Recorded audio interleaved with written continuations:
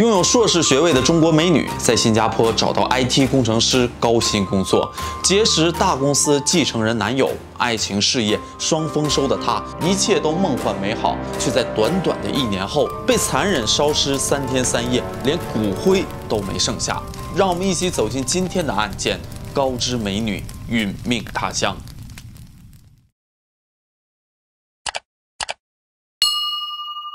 莫看见面平如镜，要看水底万丈深。欢迎来到解密日记，我是超人。今天给大家带来一起发生在新加坡的案件故事，还要从一个中国女孩说起。她的名字叫崔亚杰，1985年出生，天津人，长相甜美，性格开朗，学习成绩也很棒。国内大学毕业后就前往了英国的南安普顿大学攻读硕士学位。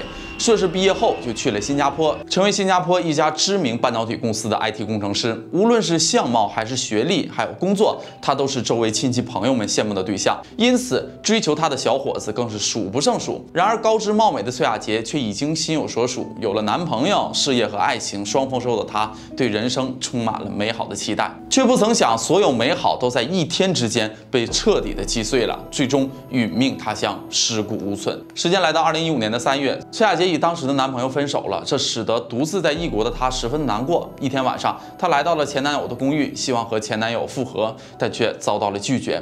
崔亚杰伤心地倒在了负心人的门外，嚎啕大哭，哭声惊动了周围的邻居。不一会儿，保安就来到了现场，打算把他赶走。这时，恰好一位陌生男子正好经过公寓，他非常绅士地跟保安解释，并称自己是崔亚杰的朋友，替他解了围。表面上看起来这是一个英雄救美的感人故事，但后来事实证明，这是坏人看到落魄女子之后趁虚而入，然后猛占便宜的一场阴谋。这个男子从公寓将崔亚杰带出来后开车送她回了家。在车上，男子一直在安慰着伤心哭泣的崔亚杰。到地方后，两人就下车找了个地方坐下来聊了很久。男子告诉他，自己叫邱贵福，是一家大型连锁洗衣店的少东家，家境很殷实，但目前还是单身。被安慰的崔亚杰心情慢慢的好了起来。邱贵福建议我们互相留个电话，这样你要有什么问题可以随时联系我。崔亚杰当时没多想就答应了。随后他就上楼了，没想到第2天，邱贵福还真的打来了电话。崔亚杰有些意外，随后赶紧因为昨天的事情对邱贵福道歉。邱贵福也赶紧说了一些哄他开心的体贴话。邱贵福感受到了崔亚杰对自己并不反感，随后就直言不讳地向他表白了心思。他说：“像你这么好的女孩子，现在社会上已经很少了。我至今未婚，就是一直在寻找你这样的女孩，答应我吧，做我的女朋友。”这突如其来的求爱表白让崔亚杰心乱如麻，不知如何是好。邱贵福见对方没有拒绝，觉得有戏，赶紧又说：“我知道你现在还没能从上一段糟糕的感情中走出来，没关系，给我一个机会，让我来抚平你的伤口。”在邱贵福的软磨硬泡下，正处感情低谷的崔亚杰也很希望有人能关心自己，而邱贵福恰如其分地给予了他需要的关心。于是崔亚杰就试着接受和开始了一段新的感情。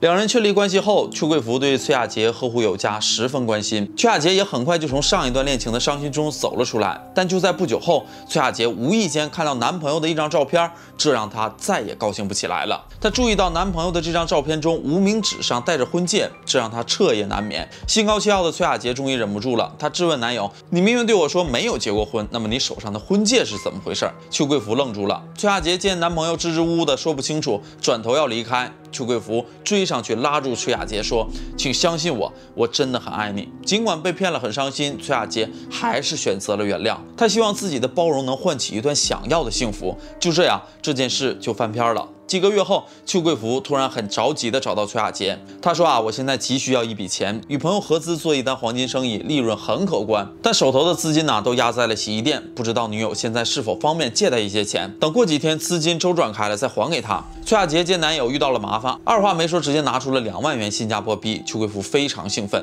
他没想到女友会这么痛快就答应了，这让2人的关系迅速的升温。邱贵福对崔亚杰说：“等忙完这段时间，我俩就去领证结婚。”崔亚杰十分渴望婚姻，每天都憧憬着自己穿上婚纱的样子，这让他觉得无比的甜蜜和幸福。可好几个月过去了，男友却不再提结婚的事儿。崔亚杰主动问俩人结婚的事情，邱贵福总是支支吾吾，以现在忙为借口搪塞着，这让崔亚杰的心凉了半截。一晃，邱贵福之前承诺借钱的还款日到了，但邱贵福却闭口不提了。崔亚杰在追讨了几次之后，邱贵福除了继续编出各种理由拒绝还款外，还玩起了失踪。而最让崔亚杰无法接受的是，他发现邱贵福一直与他的前妻和儿子保持着密切的关系。崔亚杰还试图说服男友别跟前妻联系了，但邱贵福总是很不耐烦。2016年的7月11日晚，崔亚杰在社交媒体上发信息给邱贵福的前妻：“你已经离婚了，请你离邱贵福远远的，别欺骗大家，让人们以为你们还在一起。”前妻看到信息后勃然大怒，当面质问邱贵福，邱贵福却百般狡辩。他说这个女人一直纠缠自己。崔亚杰慢慢发现男友谎话连篇，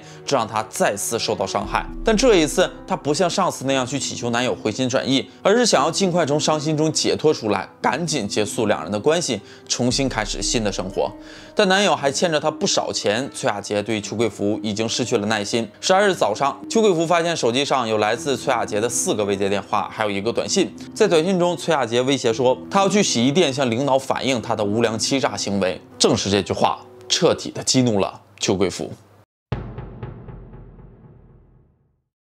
邱贵福很害怕崔亚杰会到自己工作的地方去闹，因为他根本就不是洗衣店的继承人，仅仅是一名洗衣店工作的普通员工。他害怕丢掉这个来之不易的工作。原来他在2004年和2011年因失信罪分别坐牢6个月和16个月。2012年出狱后，只有这家洗衣店愿意接受他。他通过努力工作，后来还升了经理，还作为洗心革面的模范人物而上了报纸。邱贵福害怕崔亚杰毁掉自己现在拥有的一切，他给崔亚杰打电话说要接他上班，而此时崔亚杰正在前往洗衣店的路上，邱贵福提前赶到拦下了他。随后，邱贵福开车带着他到达滨海花园的一个隐蔽角落，二人在车内大吵了一架。邱贵福一怒之下将手伸向了他的脖子，摇晃着崔亚杰的身体。崔亚杰感觉无法呼吸，最后倒在了车内。邱贵福很害怕，只想赶紧处理掉崔亚杰的身体。接着，他把车开到了林错港8巷，在一个铁棚下焚烧了崔亚杰。更丧心病狂的来了，在接下来的3天里，邱贵福多次回到这里，添加煤油和火炭，让大火连烧了3天3夜，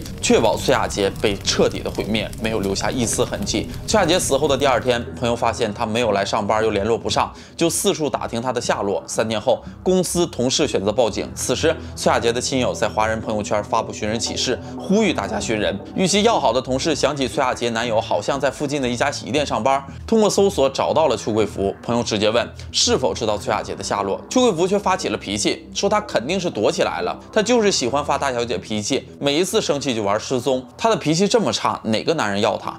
警方很快就注意到了邱贵福，两人之间的矛盾也被调查了出来，并根据崔亚杰失踪的电话和网络记录，将邱贵福列为关键嫌疑人，把他带到了警局问话。令警方没有想到的是，邱贵福很快就承认了自己结束了崔亚杰的生命，但他坚称自己是正当防卫。他说，当时在车内2个人吵得很凶，崔亚杰威胁并暴打他，他出于自卫才掐住了崔亚杰的脖子。邱贵福对警方说，他骂人骂得很厉害，诅咒我的儿子和太太，还一直说我只有死路一条。我平时都尝试同情他的处境，有时还请他吃饭，但我那天真的是控制不住了。最终，控方以故意杀人罪对邱贵福提起了诉讼。崔亚杰死后的第8天，警方押着邱贵福去寻找死者的遗体。到了林错港后，发现现场只剩下大片灰烬。邱贵福大笑着对警员说，什么都没剩下。大火连续烧了3天的时间，足以将尸体烧成骨灰。加上凶案发生在夏天，崔亚杰死后8天内下了好几场雨，几乎所有的骨灰都已经被雨水冲走了。但警方仍然在现场发现了证物，在一坨泥土中，警方找到了一小束人类毛发。与匆忙赶到新加坡的崔亚杰母亲 DNA 对比后，